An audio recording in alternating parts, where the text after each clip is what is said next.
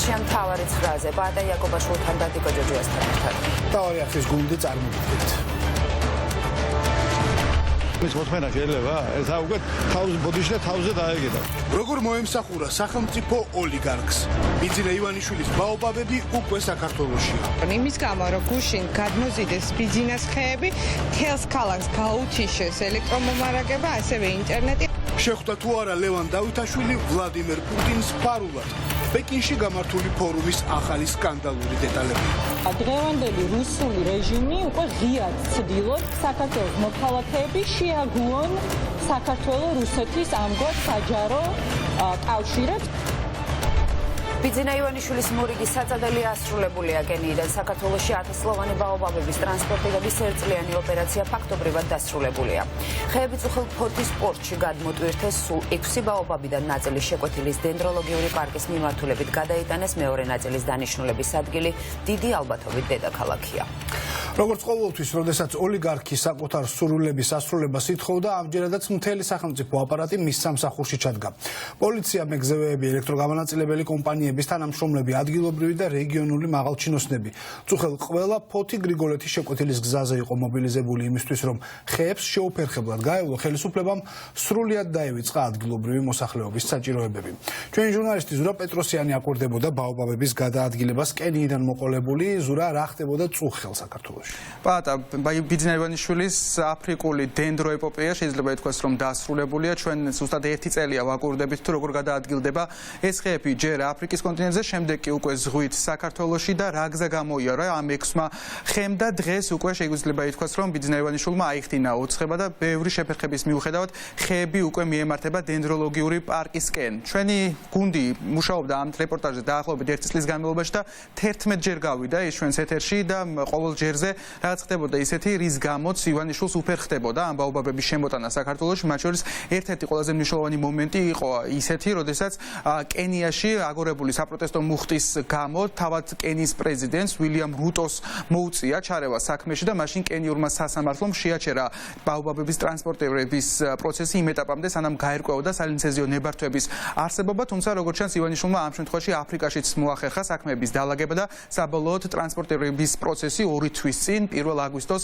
აღდგა, რის შესახებაც მაშინაც მაყურებელს პირველმა მთავარმა არხმა მოუყვა. ის რომ ივანიშვილი დიდი გავლენების მქონე ადამიანია, ამის შესახებ აფრიკაშიც კარგად გაიგეს. ჩვენ ვესაუბრეთ მათ შორის არაერთხელ როგორც უფლებადამცველებს, ასევე გარემოს დამცველებს და ისინი ადგილობრივ თანასწორებში არკვევენ, რომ ივანიშვილმა თითო ხეში დაახლოებით $1000 გადაიხადა, რაც არის ძალიან დაბალი ფასი 1000-სლოვანი ხეებისთვის და მათ შორის კენიაშიც კი გაჩნდა ინფორმაცია იმის შესახებ, რომ სავარაუდოდ მოსყიდვის საფუძველზე საბოლოოდ კენიურმა სასამართლომ აღადგინა ის სალიცენზიო ნებართვები, რომელზეც ამდენი ხნის განმავლობაში იყო საუბარი. მაყურებლისთვის რომ გასაგები იყოს, ეს არის ეგრეთ წოდებული ნაგოიას პროტოკოლი, საერთაშორისო კანონმდებლობა, რომელიც გრძალავს ბიომრავალფეროვნების გატანას ქვეყნიდან შესაბამისი სალიცენზიო ნებართვების გარეშე და როგორც ჩანს, აი ამ ლიცენზიების გაყალბება და საბოლოოდ 11000 კილომეტრის გავლის შემდეგ მოუწია ბიძინა ივანიშვილს ისევ საკუთარი ბაობაბებით დაუფლება, რომლებიც დღეიდან ბინას უკვე შეკვეთილში და დიდი ალბათობით თბილისის ბოტანიკურ ბაღშიც დაიდებენ.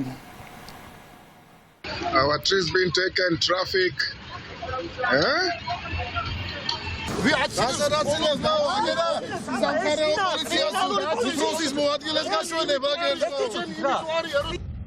აღშფოთება კილიფშიც ისეთივე აღშფოთება როგორც ფოთში. და მე რა რომ ამორქალაქს 11000 კილომეტრი აშორებს და კილიფშიც ისევე არიციან ფოთის შესახებ როგორც ფოთში კილიფზე. თუ ოლიგარქი მოინდომებს, კენიელიც და ფოთელიც ერთი და იგივე პრობლემის წინაშე დადგებიან.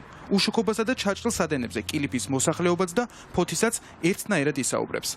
11000 კილომეტრი დაშორებული პრობლემის სათავე კი ქართველი ოლიგარქია, რომლის სახელიც ბოლო 1 წელიწადში ისეთივე თუ არა არანაკლები სიხშირის ჟღერს კენიაში როგორც საქართველოში.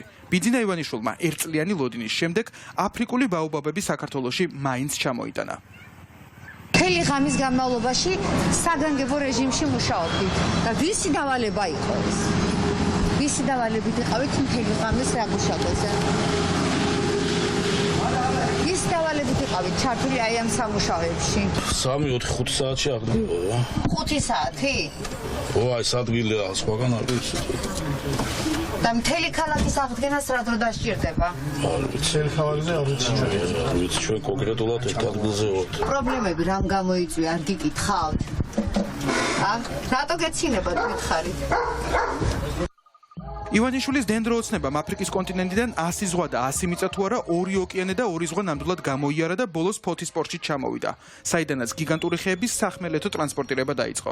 თუ სადენების ჩაჭრამ კენიაში მოსახლეობის ვნებათა ღელვა გამოიწვია, სატვირთოებზე შემდგარი ბაობაბები კი გაუცების მიზეზი გახდა, მოცურავე თუ მოსიარულე ტიტას მნახველი ქართველებისთვის ფოთის მაგისტრალზე მოგზაური აფრიკელი გიგანტი ნაცნობი დისკომფორტის მიზეზი გახდა. ივანიშვილის ბაობაბებისთვის ჩაჭრეს სადენები, მოარღვიეს ღობეები, გააჩერეს მოძრაობა, ჩამოხსნეს ტრაფარეტები, გზაზე კი ხეს მცველად პოლიციაც დაუყენეს.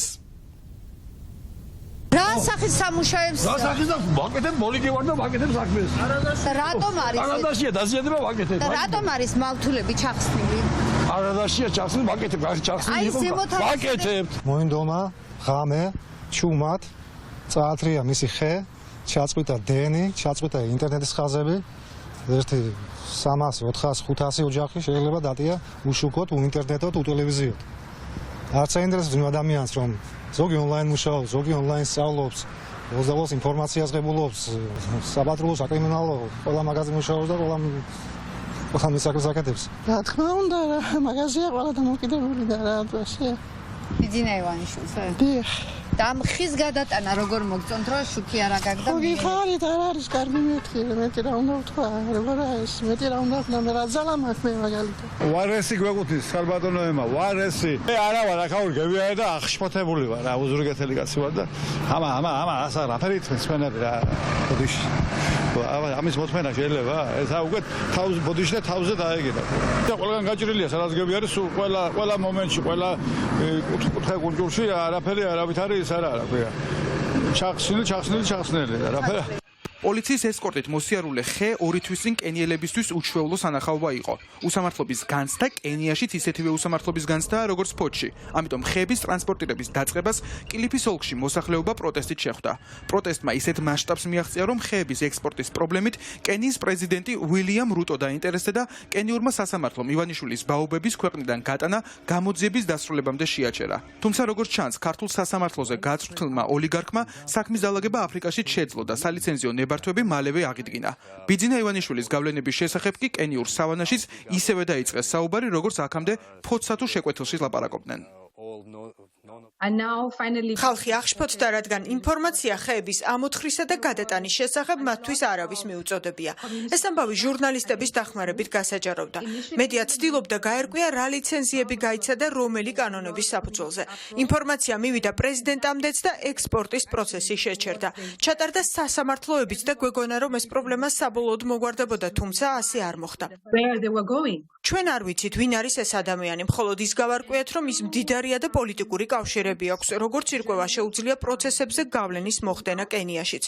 ის ფაქტი, რომ ამდენი კანონისა და პროცედურებისთვის გვერდისავლა მოხერხდა, მეტყველებს იმაზე, რომ ამ ადამიანს აქვს პოლიტიკური გავლენები, თუმცა უფრო მნიშვნელოვანია მისი ფინანსური რესურსები. ივანიშვილის აფრიკული ახირების უკან მაშინ მალევე გამოავლინეს კომპანია, რომელსაც გიორგი გვასალია ხელმძღვანელობდა. ეს კომპანია კენიის სავანაში კარდაკარ გიგანტურ ბაობაბებს ეძებდა და მათ ღარიბი მოსახლეობისაგან დაბლ ფასში ყიდულობდა. პირველ ეტაპზე გვასალიას კომპანიამ ივანიშვილისთვის 8 ბაობაბი მოთხარა, თუმცა მათი ექსპორტი სალიცენზიო ნებართვების არარსებობის გამო მალევე შეფერხდა. ყველაფერი იმით დაიწყო, რომ კენიის მთავრობამ ნებადართო ერთ-ერთ კომპანიას ამოეძირკვა ბაობაბები და გადაეტანა საქართველოში. ეს მოხდა 2022 წლის ნოემბერში და ამას საზოგადოებაში დიდი გამოხმაურება მოჰყვა. ხალხი აღშფოთებული იყო, რომ ჩვენი რესურსები ასე გადის კონტინენტიდან და თან ეს ყველაფერი ხდებოდა საიდუმლოდ. ხალხს ახლოსაც არ უშვებდნენ იმ ტერიტორიაზე, სადაც ხეების ამოძირკვა ხდებოდა. როდესაც ასეთი რესურსები გაგაქვს ადგილობრივი საზოგადოებისგან თანხმობა უნდა მიიღო, რაც არ მომხდარა. ბიომეყობრეობის უკან რომ ივანიშვილი დგას, ეს თვეების წინ პირველად მთავარმა გამოაშკარავა. ჩვენ მიერ მოპოვებული დოკუმენტაციით დგინდებოდა, რომ ხეები ოლიგარქის დენდროპარკისთვის იყო გათვლილი. მას შემდეგ პროტესტმა ბაობაბების ექსპორტის გამო კენიაში არაერთხელ იფეთქა. უცხო ქვეყნებში ექსპორტი შეუქცევად და უმართავს სახეს იღებს. ამიტომ მთავრობა ვალდებულია ეს პრობლემა საკანონმდებლო დონეზე მოაგვაროს. ჩვენ მოვითხოვთ, რომ ეს ყველაფერი საკანონმდებლო დონეზე დარეგულირდეს. წინააღმდეგ შემთხვევაში ეს ყველაფერი ამ ენდემური ჯიშის გადაშენებამდე მიგვიყვანს. ეს კილიფისაუნის ერთ-ერთი სოფლის მკვიდრია და ის 2 თვის წინ ბაობაბების საქართველოში გატანას აპროტესტებდა და ამბობდა, რომ ამით ბუნება ზიანდება. მისგან განსხვავებით, საქართველოს საკანონმდებლო ორგანოში ივანიშვილის გუნდის წევრები ხეების მოგზაურობაში ვერც პრობლემას ხედავენ და ვერც ბუნებისთვის მიყენებულ ზიანს ითვლიან.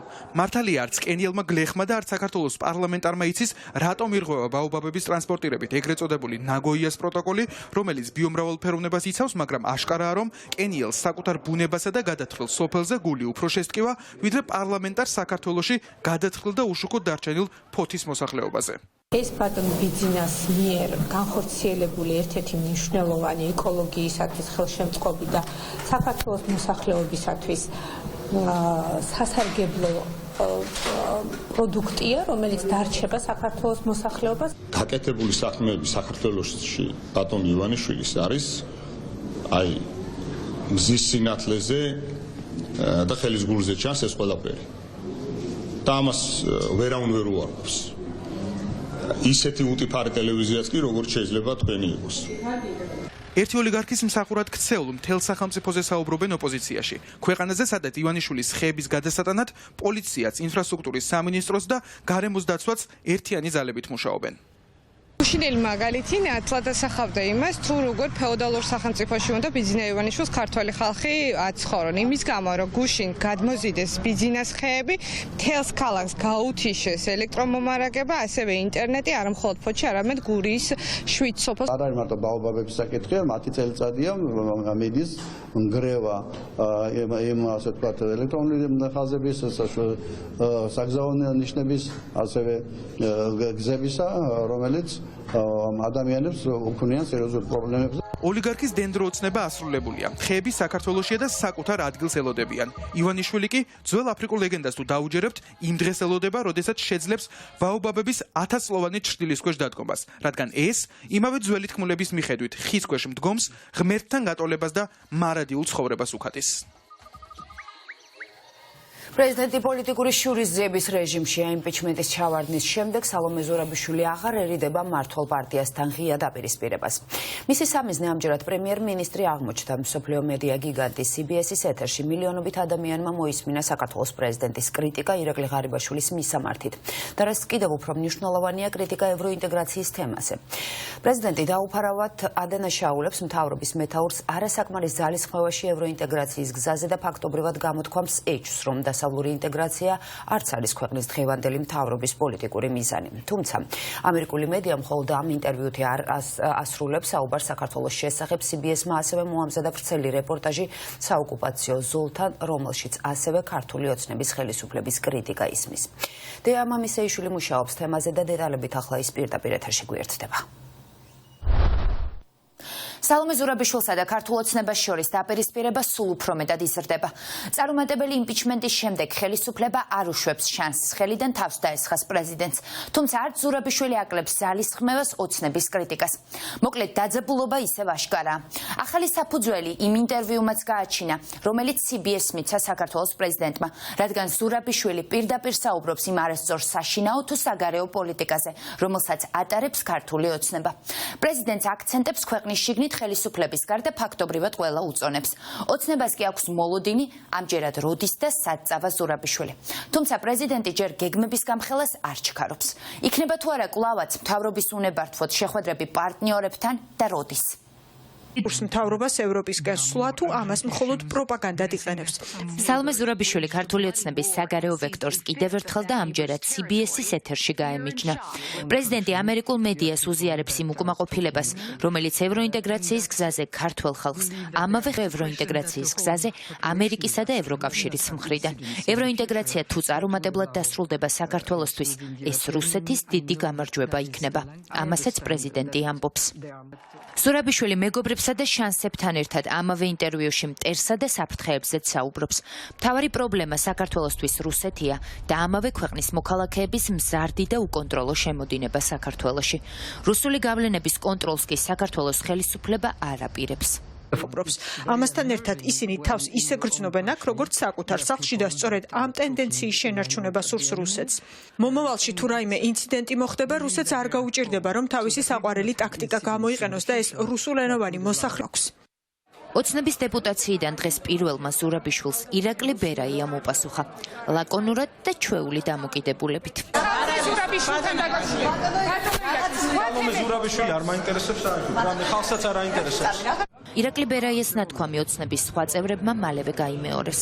ზოგმა მოზომილი ლექსიკით, ზოგმა ცთამამად. ტენდენცია კი აშკარად გამოჩნდა. გადაძახილები ხელისუფლებასა და საქართველოს პრეზიდენტს შორის სულ უფრო მძაფრდება. სხვათა შორის ოცნებას ახალი ხაზიც აქვს არჩეული. მტკიცება თითქოს ევროინტეგრაციის გზაზე ხელისუფლებამ იმდენ წარმატებას მიაღწია. ახლა ყველას შურს და ყველას ამ შედეგის მიწერა უნდა საკუთარ თავზე. იმპიჩმენტის დროს დამდგარმა შედეგმა აჩვენა, რომ პრეზიდენტს აღარ აქვს ქართული ხალხის უმრავლესობის ნდობა. ამიტომ ქალბატონი სალომე ზურაბიშვილი ამ შემთხვევაში, რა თქმა უნდა, მოკლებული არის ლეგიტიმაციას ისაუბროს ქართული ხალხის სახელით. რისთვის ემზადება სალომე ზურაბიშვილი. საერთოდ არც მე მაინტერესებს და არც ჩვენ ხალხს არ აინტერესებს.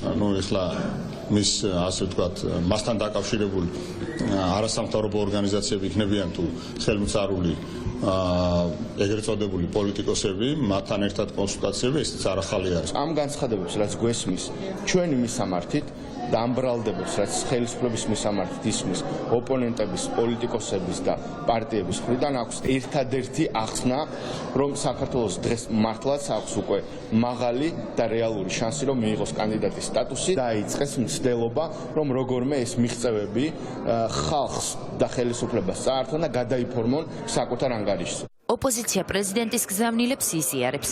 პოლიტიკოსები თანხმდებიან, რომ ეს არა ზურაბიშვილის სუბიექტური დამოკიდებულების გამოძახილია, არამედ ობიექტური მოცემულობა, რომელშიც ხელისუფლების პასუხისმგებლობით საქართველო აღმოჩნდა. ხელისუფლება, რომელიც იჩენს პოლიტიკურ და დგამს პოლიტიკურ ნაბიჯებს, რომლებიც აზიანებს კანდიდატის სტატუსის მიღების პროცესს, აქ ეჭვს ყველა შეიტანდა, ბუნებრივია ამ ქვეყნის მოქალაქეების ჩათვლით, რომ საერთოდ უნდა თუ არა ხელისუფლებას მიიღოს კანდიდატის სტატუსი ქვეყანამ, ან როგორ უნდა კანდიდატის სტატუსი მიიღოს. არ ვფიქრობ, რომ ეს იყოს ცალკე სუბიექტური პრეზიდენტის შეფასება. ევროკავშირის დედაქალაქებშიც კარგად ხედავენ ერთის მხრივ, როგორ ცალკად ამბობენ, რომ კანდიდატის სტატუსი უნდათ ქართულ ოცნებაში და მეორეს მხრივ, როგორ უპირისპირდებენ და ყველაფერს აკეთებენ იმისთვის, რომ ეს სტატუსი საქართველოს არ ქონდეს. როდესაც ერთ დროს ოცნების თანაგუნდელი ოცნების დიდი ძალისხმევის შედეგად არჩეული საქართველოს პრეზიდენტი ამას ღიად აცხადებს, ეს კიდევ ერთხელ ადასტურებს იმას, რომ ივანიშვილის რეჟიმმა კურსი იცვალა და კურსი იცვალა ჩრდილოეთისკენ. ევროინტეგრაციის გზაზე თუ წარმატება იქნება, ეს მხოლოდ ქართველი ხალხის ბრძოლის დამსახურებით. თუ წარუმატებლად დასრულდება პროცესი კი მხოლოდ ოცნების პასუხისმგებლობით. ასეთია ექსპერტების შეფასება. ერთი მხრივ ჩვენ შეგვიძლია ვთქვათ, რომ ევროკავშირის გააჩნია ძალიან დიდი ინტერესი, რომ ევროკავშირი იყოს ლისაბონიდან თბილისის ჩათვლით. მეორე მხრივ ქართულ ხალხს მის 80%-ზე მეც აქვს ურყევინება, რომ გახდეს საქართველოს ევროკავშირის წევრი ქვეყანა და ამ ყველაფერში არის პასუხისმგებელი საქართველოს ხელისუფლება, ჩაატაროს ის რეფორმები, რომელიც საქართველოს მის პოლიტიკურ სისტემას შესატყვის გახდის ევროკავშირისათვის. ისიც უნდა გავითვალისწინოთ ჩვენ საქართველოს მოქალაქეებმა რა გააკეთა, რა არ გააკეთა ხელისუფლებამ, რითი შეუწყო ხელი ან რითი შეუშალა ხელი ევროინტეგრაციის პროცესს. ქართული ოცნებისთვის ეს კატასტროფული აქცენტებია შეიძლება ითქვას და არ იხსნით რატომ, იმიტომ რომ ქართული ოცნების სტრატეგია აბსოლუტურად გამჭვირვალე გასაგებია, ხო? მათ უნდათ რომ თუ სტატუსი მოგვცენ თვითონ დაიბრალონ. სალომე ზურაბიშვილი ამათ გეგმას თავდაყირა აღარ. ხელისუფლება ყველანაირად ცდილობს, რომ სალომე ზურაბიშვილის კომპრომეტაცია მოახდინოს, მათ სადეს შეშინება, ეგ პროკურატურაზე ილაპარაკეს, იმაზე ილაპარაკეს, ამაზე ეს არ გამოუვიდა. რუსულ საფრთხეებს, რომ ოცნება არ შეამცირებს და მით უფრო არ გაანეიტრალებს, ეს იციან ექსპერტებმა. თანხმდებიან, რომ ევროინტეგრაციის გზაზეც ოცნება საბოტაჟის გეგმას მარტივი მიზეზის გამო მიჰყვება. რუსეთს არ სურს საქართველო, რომელიც ევროკავშირის წევრი იქნება. პუტინს სუსტი საქართველო სჭირდება და ოცნების ხელისუფლება პუტინის ამოცნებას ასრულებს. თავარია, ანუ ვის ხარჯზე იმარჯვებს რუსეთი, ხო? რატომ შეიძლება ვერ მიიღოს საქართველოს კანდიდატის სტატუსი და აქ მთავარია აღინიშნოს საქართველოს ხელისუფლების როლი ამ ყველაფერში. ხო, რომელიც რეალურად რუსეთის საქმეს აკეთებს და თუ საქართველოს ვერ მიიღებს კანდიდატის სტატუსს, ეს იქნება მხოლოდ და მხოლოდ იმის გამო, რომ საქართველოს ხელისუფლებამ არაფერი გააკეთა ამისათვის. ამასთან ხელისუფლება არათუ პასიურობს, არამედ საბოტაჟის რეჟიმში, ანუ პირდაპირ იკითხება მათ ქმედებებში, რომ ისინი მოქმედებენ რუსული ინსტრუქციის მიხედვით, ანუ ის სტატუსზე წინააღმდეგებიან იმიტომ, რომ სტატუსზე წინააღმდეგება მოსკოვი, ანუ სტატუსისთვის მოსკოვი წარმოადგენს, სტატუსი მოსკოვისთვის წარმოადგენს პრობლემას. საქართველოს შუალედურ შეფასებას ევროპისგან 10 დღეში ელოდება და თან სახელმწიფო შტოებში დაპირისპირების ფონზე. როგორ დასკვნას დადებენ პარტნიორები არ ვიცით, მაგრამ ის სავარაუდოა, რომ ამ შეფასებას მეტწილად დეკემბრის ბოლოს კანდიდატის სტატუსის მონიჭებაზე გადაწყვეტილება დაეფუძნება. სანქცირებულ მოსამართლეებსა და ყოფილ პროკურორზე გადაფარებული ხელისუფლება. რატომ რჩებიან ამ დრომდე თანამდებობებზე შეერთებული შტატების მიერ დასანქცირებული მოსამართლეები და რატომ არ დგება ყოფილი გენერალური პროკურორის სამართლებრივი პასუხისმგებლობის საკითხი? ოპონენტები ხელისუფლებას სანქცირებული პირების მფარველობას შეადანაშაულებენ და ოცნების კლანის მხრიდან ამ საკითხზე ეფექტური რეაგირების მოლოდინი არ აქვთ. ამერიკის მიერ სანქცირებული ყოფილი მოსამართლეების წინააღმდეგ არათუ სამართლებრივი ბერკეტები არ ამოქმედებულა, არამედ ყველა მათგანი ამ დრომდე მაღალ თანამდებობას იკავებს. რაც შეეხება ყოფილ მთავარ პროკურორს, აქ ძალიან კარგად იყო საზოგადოებისთვის ცნობილი იმის შესახებ, თუ რა გავლენები ჰქონდა ამ ადამიანს, მაგრამ კიდევ დამატებით ინფორმაცია გახდა ჩვენთვის ცნობილი იმასთან დაკავშირებით, რომ იგი თანამშრომლობდა რუსეთის სპეცსამსახურებთან, მაგრამ მიუხედავად ამისა, ხელისუფლების მხრიდან კონკრეტული ეფექტური ნაბიჯები არ გადადგმულა და ფაქტიურად მათ საშუალებაც მისცეს ფარცხალაძეს, რომ დაეტოვებინა საქართველო. ასევე რა თქმა უნდა არის საგანგაშო ის ფაქტი, თუ რისთვის დასანქცირდნენ საქართველოს მოქმედი მოსამართლეები, ეს არის მათი კორუფციაში ჩართულობის გამო. ჩვენ ვთხოვთ და მოვითხოვთ საქართველოს ხელისუფლების მხრიდან, რომ გადადგან კონკრეტული ნაბიჯები ამ პირების წინააღმდეგ, ის რომ ისინი სპეციალურად ხელს აფარებენ ამ პირებს, აშორებს საქართველოს დასავლეთის სამყაროსგან. ერთი რომ თავად ხელისუფლებაა დაინტერესებული ასეთი კონტაქტის არსებობით ან ასეთ სასამართლო სისტემით, ან მეორე, ესე ვთქვათ, ეს შეიძლება იყოს უბრალოდ გულგრილობა, თუმცა მე ჭვი მაქვს, რომ ეს გულგრილობაზე ნაკლებად არის გულგრილობა, უფრო მეტად სწორედ მათ ურთიერთდაკავშირებულ ინტერესს წარმოადგენს. ჩვენ ვხედავთ, რომ სანქცირებულ მოსამართლეებს იცავს ხელისუფლება და არაფერს აკეთებს იმისთვის, რომ საზოგადოებამ მიიღოს რეალური ამომწურავი და სანდო ინფორმაცია. ხელისუფლებას არ აწუხებს ის, რომ ის სისტემაში არიან სანქცირებული მაღალი თანამდებობის პირები. რუსული დივერსიული ჯგუფები 2024 წლის არჩევნების მნიშვნელობა და ბრძოლა ევროპული სტატუსისთვის. ეს იყო მესამე პრეზიდენტის მთავარი გზავნილები, რომლებზე ბოლომდე საუბრის შესაძლებლობაც მას მოსამართლემ არ მისცა. ბადრი კოჭლამაზიშვილმა ვივა მედის კლინიკიდან მიხეილ სააკაშვილის ჩართვა გათიშა, რამაც თითქმის ჩაშალა სასამართლოს ხდომა. მოსამართლე თავს იმით იმართლებს, რომ მესამე პრეზიდენტი საუბრობდა გლობალურ პოლიტიკურ თემებზე და არა საქმის ირგვლივ. თბილისის საქალაქო სასამართლოში დღეს განიხილებოდა ეგრეთ წოდებული ბიჯაკების საქმე, რომელიც უკვე წლებია დაუსრულებლად გრძელდება და ქართული ოცნების, ხელისუფლების და ქართული სასამართლოს სამარცხვინო საქმედ იქცა.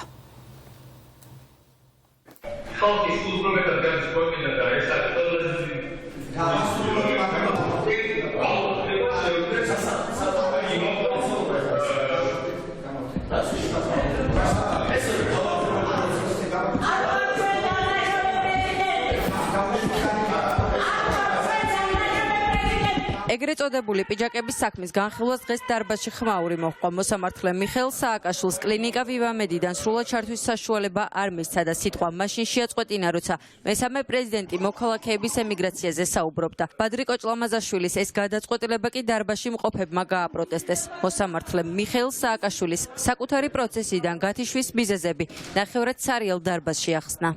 ისე გავაკეთეთ, ისე კარგად იყავით.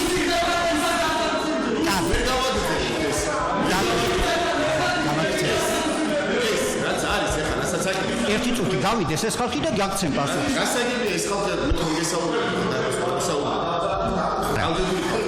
დიახ, მე რა. მე რა დიახ იმიტომ რომ ის აღარ დაექვემდებარა არაერთგზის მოწოდებას მოსამართლისა რომ შეეწყვიტა საუბარი და დაესრულებინა ეს არის განცხადება ბატონო ის პოლიტიკურ მიმომხილველად არ არის აქ მოწვეული მას აქვს ბრალდებული სტატუსი რაც ავალდებულებს მას რომ ისაუბროს საქმის გარშემო სანამ ბადრი კოჭლამაზაშვილი მესამე პრეზიდენტ სიტყვას შეაწყვეტინებდა მიხეილ სააკაშვილი როგორც ქვეყნის გარეთ, ასევე ქვეყნის შიგნით მიმდინარე პოლიტიკურ პროცესებზე საუბრობდა. პრეზიდენტის ინფორმაციით ქვეყანაში რუსეთიდან დივერსიული ჯგუფია შემოსული, რომლის მთავარი მიზანიცაა ანტიქართული გამოსვლების დაგეგმვა. სამომავლო პროვოკაციები, რომ თავიდან იქნა საცილებული მიხეილ სააკაშვილი, ქართველებს აფრთხილებს, რომ რუსეთიდან შემოსულ ასობით 1000 მოქალაქესთან სიფრთხილე გამოიჩინონ. იმისათვის რომ შევიღოთ კარგ ფორმაში ძალიან ვიღოთ შემოსული რუსების მიმართ და მე მინდა შევხვდეთ სამოქალაქო თავდაცვის ხელი ხაზი, სადაც ხალხი დარეკავს და შეგვაწყობინებს ნიშნაობაზე, რომ ანტიქართული გამოხმობები აქვს. მათ შორის ჩემი ინფორმაციით არის დივერსიული ჯგუფი შემოსული, რომელსაც ევალება არეულობის პირობებში არ ხელისუფლების ასოციირება და ქვეყნის დესტაბილიზაცია, ამიტომ ჩვენ უნდა დავაკვირდეთ ყველა საერთო მოძრაობას, ყველა საერთო სპორტული აღლარგობის ჯგუფებს, რომელიც არის ამ ხალხს შორის 100,000 ეს ხალხი. მიხეილ სააკაშვილის მტკიცებით დღეს სპეციალურად მთავარი თემებიდან მიდის ყურადღების გადატანა. მესამე პრეზიდენტი მოუწოდებს ყველას, რომ არ აყვრენ ოლიგარქისა და რუსეთის თამაშს. პრობლემა ევროკავშირის სტატუსის ოპოზიციონერი არ არის. პრობლემა არის ის, რომ ქვეყანაში არის ოლიგარქია, ქვეყანაში ხარს და ჩვენ ქვეყანაში არის კორუფცია. ჩვენ ევროკავშირს პრაქტიკულად ევროკავშირს უცხოის ესე ოჯერე ხელის სიმხარის არ შემჩნევა და ასე მოცემა ამ სტატუსის. მაგრამ ეს პრობლემები ასე დარწავა. ეს პრობლემები პირდაპირ არის კავშირში იმასთან, რაც დღეს ვიხილავთ. შევწყვიტოთ ოლიგარქის და რუსეთის თამაში. შევწყვიტოთ მათ ფაბულას ჩაშლება. ეს სასამართლოს განმარტებადი ნაწილია. მესამე პრეზიდენტმა მოასწრო და ისაუბრა 2024 წლის არჩევნების ისტორიულ მნიშვნელობაზეც. მისი თქმით, ახლა საჭიროა საზოგადოება გაერთიანდეს იმისათვის, რომ ქვეყანამ ერთხელ და სამუდამოდ დაამარცხოს ოლიგარქია, კორუფცია და სიღარიბე. ხალხი გარბის ქვეყნიდან წარმოუდგენლად ძიმე გაჭირვება არის და როდესაც საკუთრივ ხარჯებზე ლაპარაკობ, ხეების და ბაობაბების გადმოტანაზე უფრო მეტი დაიხარჯა სახელმწიფო ფული, ვიდრე 9 წელიწადში საქართველოს პრეზიდენტის მიერ საქართველოს საგარეო და საშინაო პოლიტიკის გატარებისთვის და ეს ყველა მიცის და ყველა მიცის, რომ უბრალოდ დაცინვა ის, რაზეც აქ არის საუბარი და ყველა ეს ხალხი, ვინცეც მე ჩამოთვალე და ყველა ჩემი არსებობა საშინაოდ აღიზიანებს რუსებს. ბადრი კოჭლამაზაშვილმა ადვოკატის მტკიცებით მესამე პრეზიდენტის მიმართ არახუმანური და არაადამიანური გადაწყვეტილება მიიღო მაშინ, როცა სასამართლო პროცესი ამ გამოსვლის დასრულება არ აცადა, რის გამოც ბექა ბასილაიამ დარბაზში მოსამართლის აცილების შუამდგომლობა დააყენა. რა თქმა უნდა, შუამდგომლობა ბადრი კოჭლამაზაშვილმა არ დააკმაყოფილა. ამ მოსამართლეს არ უჭირს უკანონო გადაწყვეტილებების მიღება, ეს მისი ნიშაა, თუმცა დღეს გაცდა ყველანაირ სტანდარტს, მის მიერვე დაწესებული უკანონოების სტანდარტს და მიხეილ სააკაშვილი გათიშა სასამართლოს ხმობის დარბაზიდან და თან გვიმტკიცებდა, რომ მიხეილ სააკაშვილი აგრძელებდა პროცესში მონაწილეობის მიღებას. ახალი სიტყვა თქვა თეორიულ ფიზიკაში. ფაქტიურად ამთავრებდა ადამიანი უკვე თავის გამოსვლას და გაუწყვიტა. გაუწყვიტა, ხო ჩვენ ამის მოსაცმელად ვიყავით, მაგის მოსაცმელად არ ვიყავით. მოსამართლე იყო ძალიან აგრესიული. მოსამართლის გადაწყვეტილების გამო პროცესი ფაქტობრივად ჩაიშალა. დაცვის მხარემ მტკიცებულებების გამოკვლევაზე უარი თქვა მანამ, სანამ არ ექნება მიხეილ სააკაშვილს პროცესში სრულად მონაწილეობის უფლება. ბადრი კოჭლამაზაშვილის მტკიცებით, ის მომავალ პროცესზეც კვლავ იგივე გადაწყვეტილებას მიიღებს თუ მესამე პრეზიდენტი კლინიკიდან დისტანციურად ჩართვის დროს კვლავ ადგილობრივ და გლობალურ პოლიტიკურ პროცესებს შეეხება. მარსაჯულება არ მხოლოდ უნდა განხორციელდეს. შეხვდა თუ არა ლევან დავითაშვილი ვლადიმერ პუტინს. საქართველოს ვიცე-პრემიერთან დაკავშირებული სკანდალი გრძელდება.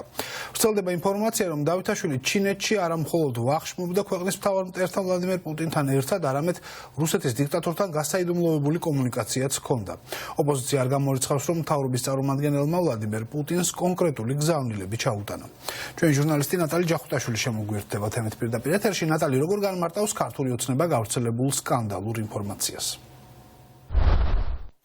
ქართული ოცნება უარყოფს გავრცელებულ ინფორმაციას, რომ ლევან დავითაშვილსა და ვლადიმერ პუტინს შორის ფარული კომუნიკაცია შედგა პეკინში გამართულ ფორუმზე, თუმცა ხელისუფლების წარმომადგენლები ცხადია, ვეღარ უარყოფენ იმ ფაქტს, რომ საქართველოს ვიცე-პრემიერი ჩვენი ქვეყნის ნომერ პირველ მტერთან ერთად ვახშმობდა ერთ მაგიდასთან, ვინაიდან ამის დამადასტურებელი ვიდეო ჩანაწერები არსებობს და საზოგადოებამ ის კადრებიც იხლა, თუ როგორ ყურადღებით უსმენ საქართველოს ეკონომიკის მინისტრი ძებნილ პუტინს 11 წუთის განმავლობაში, ისევ მთავარ კითხვებად რჩება იმ შემთხვევაში, თუ ქართული ოცნება ირწმუნება, რომ ის პროდასალური ძალაა და სურს, რომ წლის ბოლოს ქვეყანა მიიღოს კანდიდატის სტატუსი და საქართველოს დაუახლოვდეს ევროპას, მაშინ რატომ არ გაუქმდა ეს ვიზიტი, ან თუ მთავრობა არ იყო საქმის კურსში, რომ ღონისძიებას დაესწრებოდა ოკუპანტი ქვეყნის პირველი პირი, მაშინ უკვე ადგილზე ლევან დავითაშვილმა პროტესტის ნიშნად დემონსტრაციულად რატომ არ გამოუცხადა რუსეთის პრეზიდენტს პოლიტიკური დემარში, ან რატომ არ დატოვა დარბაზი. პირიქით ქართული ოცნების წევრები დღეს იმასაც კი გვეუბნებიან, რომ ჩვენი ეს კითხვები არის პროვოკაციული და რომ ამ თემაზე საერთოდ არ უნდა ვისაუბროთ. ფაქტია, რომ ქართული ოცნება საერთოდ ვერ გრძნობს უხერხულობას ამ უმძიმესი ინციდენტის გამო. ისინი ამტკიცებენ, რომ საგანგაშო და განსაკუთრებული არაფერი მომხდარა. უმრავლესობის დეპუტატების ნაწილი კი საერთოდ ვერც კი ბედავს ვლადიმერ პუტინის სახელის ხსენებასაც კი. არ ვიცი, ხოჭორებზე არ ვიცი რა კომენტარი გავაკეთო, რა ჩართულობა ქონდა ლევან დავითაშვილს შესაბამის ფორუმზე, საჯაროდ არის ცნობილი, შესაბამისად, ჯორებს რა შეეხება ამაზე კომენტარის გაკეთება გაგვიჭირდება. დავითაშვილის და ვლადიმერ პუტინის შეხვედრაზე რა სიტყვით, ეს მაინტერესებს, აი უხერხულობას ქართული ოცნება მიიჩნევს თუ არა, რომ ლევან დავითაშვილი პუტინის შეხვდნენ. ეს იყო საერთაშორისო ღონისძიება, რომელზეც იყო ათასობით სტუმარი და ბევრი სხვადასხვა სახელმწიფოს წარმომადგენელი. მაგრამ პოლიტიკური დემარში რომ გამოეცხადებინა, ხომ შეეძლო, რომ დაეტოვებინა დარბაზი მაგალითად. თქვენ თუ გაინტერესებთ ჩემი პასუხი, გცემთ პასუხს. თქვენი შეკითხვავე არის манипуляция და ამ თქვენი შეკითხვა რომ შეხვედრა იყო. ეს არის манипуляция. ეს იყო ღონისძიება, საერთაშორისო ღონისძიება. არ ვიცი, ჯერ ხომ უნდა ვნახო. თან ერთად ერთ მაგიდაზე იჯდა და ერთად ვახშმობდნენ. რამდენად ნორმალურად მიგაჩნიათ ეს? არ ვიცი, ჯერ გავიგებ მართლა იყო თუ არა და ლევან დავითაშვილი ასევე ვლადიმერ პუტინის სიტყვით დამოსვლასაც უსმენდა და უხერხულობას თქვენ არ გზნობთ, იმიტომ რომ თქვენ თანაგუნდელია და მთავრობის წარმომადგენელია ვიცე-პრემიერი. რამდენად მართალია ის იცავთ? კადრები არსებობს და შეგვიძლია გაჩვენოთ. ახლა მე ბატონი დავითაშვილი არ ყოფილა პუტინის სტუმარი, ის იყო ჩინეთის ხელისუფლების და ჩინეთის სახელმწიფოს მეთაურის სტუმარი, ის არ ყოფილა პუტინთან ერთად ვახშამზე, ის იყო იმ მიწვეულ ღონისძიებაზე, რომელიც იყო ორგანიზებული ჩინეთის მიერ. მანამდე შედგა იცი თქვენ რომ G20 სამიტი, სადაც ბლინკენთან ერთად იყო ლავროვი და ჩვენ თუ იმ ლოგიკას გავყვებით, რომელსაც თქვენ ავითაროთ, მაშინ არც ეუთოში არ უნდა ვიაროთ, არც გაეროს გენერალური ასამბლეის ხომებზე არ ვიაროთ, სადაც რუსები არიან წარმოდგენილი. დარბაზი რატომ არ დატოვა ლევან დავითაშვილმა მაშინ, როდესაც სიტყვით გამოდიოდა ჩვენი ქვეყნის მთავარი ნომერ პირველი მტერი ბატონი. მე ვფიქრობ, რომ ამ კითხვაზე გისაუბროთ. ეხლა თქვენ ნუ შეეცდებით. დატოვა დარბაზი პოლიტიკური დემარში, რატომ არ გამოცხადა ვლადიმერ პუტინს? უხერხულობას ქართული ოცნება ვეგრძნობს. მადლობა, წარმატებულ დღეს გისურვებთ. ვფიქრობ, ეს არის ძალიან პროვოკაციული კითხვა, რომელიც მიმართულია საქართველოში საზოგადოებაში განხეთქილების შექმნისათვის. რაც შეეხება რუსეთის თანამონაწილეობას ამა თუ იმ ფორუმებში, რუსეთი ძალიან ბევრ ფორუმში მონაწილეობს, მასთან არ გაუწყვეტია ურთიერთობა არც ამერიკას და არც ევროკავშირს. ჩვენი აღმასრულებელი ხელისუფლება მართლ გუნდთან ერთად ახორციელებს პრაგმატულ და ფრთხილ პოლიტიკას, რომელიც მიმართულია იმისაკენ, რომ ქვეყანაში შენარჩუნებული იყოს მშვიდობა და თავიდან ავიცილოთ ესკალაციები, რომელიც ხელს შეუწყობს უსაფრთხოებისა და სტაბილურობის შენარჩუნებას საქართველოში. ოპოზიციისთვის შოკის მომგვრელია აღმოჩნდა ლევან დავითაშვილისა და ვლადიმერ პუტინის კადრები, რომელიც გადაღებულია ერთ სივრცეში, თუმცა არა მოულოდნელი, რადგან ოპოზიციის განცხადებით უკვე დიდი ხანია ქართული ოცნება საგარეო კურსის შეცვლას ცდილობს და წლების განმავლობაში ბიძინა ივანიშვილის გუნდი პირდაპირ კრემლის დავალებებს ასრულებს. ისინი იმასაც არ გამორიცხავენ, რომ პირადად ბიძინა ივანიშვილის გზავნილები ჩაუტანა ლევან დავითაშვილმა ვლადიმერ პუტინს. მათი თქმით, იმ შემთხვევაში თუ საქართველოში მართვის სადავეებთან პროდასავლური პარტია იქნებოდა, მაშინ ეკონომიკის მინისტრს მაშინვე გაუშვებდნენ თანამდებობიდან, თუმცა მათი განცხადებით ინდივიდუალურად და დამოუკიდებლად მთავრობის წარმომადგენელი არ მოქმედებს, ის ასრულებს ხელმძღვანელობის დავალებებს და ამიტომ მათი განცხადებით ლევან დავითაშვილს კი არ გადააყენებენ თანამდებობიდან, არამედ პირიქით შეიძლება დააწინაურონ კიდეც. არ გამოურიცხავ ნამდვილად, რომ მრავალმხრივ ფორმატის შეხვედრასთან ერთად, რომელიც გასაჯაროვდა, ასევე ქართველი ხალხის ზურგს უკან შედგა ორმხრივი შეხვედრა და ეს პირველი ასეთი შემთხვევა არ იქნება, როდესაც ივანიშვილი პირდაპირ მოღალატეობრივად ესაუბრება ოკუპანტს, იმიტომ რომ თავად პუტინმა აღიარა, მაგალითად ფრენების აღდგენაზე ქართული მხარე აწარმოებდა მოლაპარაკებებს რუსეთთან, დარწმუნებული ვარ, ძალიან მალე შესაძლებელია ამ მოღალატეობრივი მალული შეხვედრის შესახებაც შეიძლება საზოგადოებამ გაიგოს, როდესაც სავარაუდოდ დავითაშვილმა ივანიშვილის გზავნილები ჩაუტანა ჩვენი ქვეყნის ოკუპანტის სახელმწიფოს ლიდერს, საერთაშორისო აღიარებულ კრიმინალს და ტერორისტ ვლადიმერ პუტინს. 2008 წლის ომის შემდგომ ფაქტობრივად პირველად ჩვენ ნახეთ მთავრობის წარმომადგენელი, რომელიც დარბაზში იჯდა და უსმენდა ოკუპანტი ქვეყნის ლიდერის გამოსვლას და მას არანაირი ღირსების პრობლემა არ ქონია, რომ გამოსულიყო დარბაზიდან, რასაც ის თვითონ დამოუკიდებლად რა თქმა უნდა ვერ გააკეთებდა, ეს იყო დავალება პრემიერ ღარიბაშვილის, არაფორმალური ურთიერთობები, ისევე როგორც კაპიტულიანტური დამოკიდებულება ქვეყნის მთავარღირებულებაზე, ტერიტორიულ მთლიანობაზე და სუვერენიტეტზე არის იმ ფაზაში შესული, რომელიც საშიშს ხდის ქვეყნის მთლიანობას. რასაც რუსეთი აკეთებს ჩვენს ოკუპირებულ ტერიტორიებზე ბაზის მოწყობით მოთხით. ამ ნაწილშიც კი ისინი პოლიტიკურ პოზიციას ვერ აფიქსირებენ. თქვენ როგორ წარმოგიდგენთ, ეხლა პუტინის განაყოფაზე დემარშს მოაწყობდა ვინმე, რა თქმა უნდა ვერ მოაწყობდა. კიდევ ერთხელ ვიმეორებ, მათ არ აქვს მსგავსი დამოუკიდებლობის ხარისხი, თუ მათ არ იცოდნენ, რომ თვითონ მიიღოთ გადაწყვეტილება. და კიდევ ერთხელ გეუბნებით, ამ შეხვედრიდან ბუნებრივია დემარში მათ შორის იქნებოდა ძალიან კარგი პოლიტიკური მესიჯი და გზავნილი, მაგრამ ისინი ამას ვერ იზამთრნენ. თვითონ ვერ იზამთრნენ. შეიძლება დროში იყო აცდენა და ინსტრუქტაჟი ვერ მიიღეს საქმე. საქართველოს ვიცე-პრემიერი და ეკონომიკის მინისტრი ლევან დავითაშვილი ჩინეთში ვლადიმერ პუტინთან ერთად ერთ ფორუმზე იმყოფებოდა 18 ოქტომბერს. ეკონომიკის მინისტრი ზუსტად 11 წუთის განმავლობაში უსმენდა რუსეთის პირველი პირის სიტყვით გამოსვლას. მას დემარში არ გამოუცხადებია ჩვენი ქვეყნის ნომერ პირველი მტრისთვის, როგორც ვრცელდება ინფორმაცია. ხვალ ამ თემაზე საგანგებო განცხადებას გააკეთებენ ევროოპტიმისტების წარმომადგენლები საკანონმდებლო ორგანოში. მადლობთ ნატალი ჯახუტაშვილი საუბრობდა პირდაპირ ეთერში. როგორ ასაზრდოვებს ქართული ოცნების ხელისუფლება მოძალადე პრორუსულ ჯგუფებს, კულტურის სამინისტროს დაქვემდებარებაში მყოფი თელავის თეატრი ალტ-ინფოს დაჯგუფებისთვის ძალადობრივი მოწოდებების გავრცელების სივრცე ხდება. არც სამინისტროს და არც თეატრის წარმომადგენლები განმარტებას არ აკეთებენ და არც პასუხისმგებლობას იღებენ ალტ-ინფოს მიერ თეატრის დარბაზში გამართული შეხვედრისა და გზავნილების გამო. და ეს მაშინ, როდესაც ორგანიზაციის ლიდერები პირდაპირ საუბრობდნენ შეიარაღებულ ქმედებებზე, რადიკალურ და ძალადობრივ ნაბიჯებზე. პროცესების დროს ჩვენ უნდა ვიყოთ შეიარაღებული. პირველ რიგში ინფორმირებული. ჩვენთვის არ უნდა იყოს ეს სიახლე.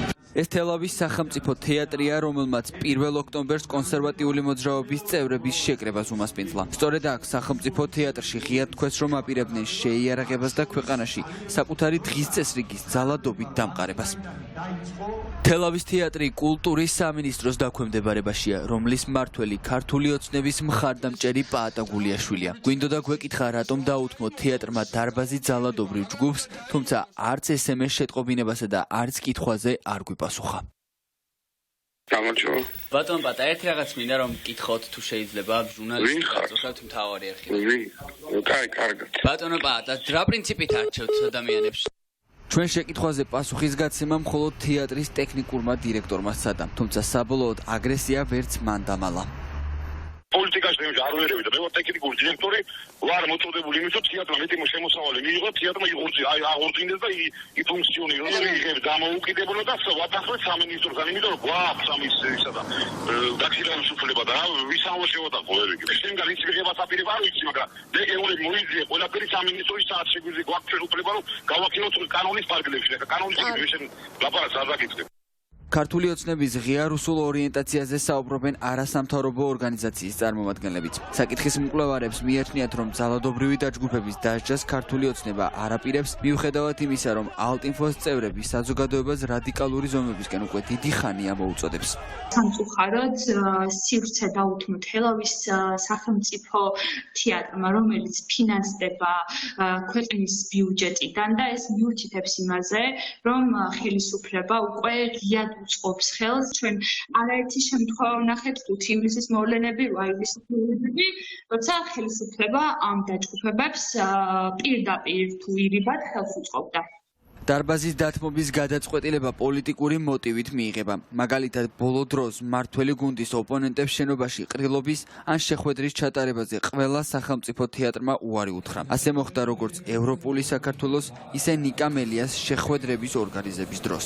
აპრობირებული მეთოდია ხელისუფლების მხრიდან ქუთაისში ჩვენ გუშინ მქონდა შეხვედრა საარესტოვნო სივრცეში და რატო საარესტოვნო სივრცეში?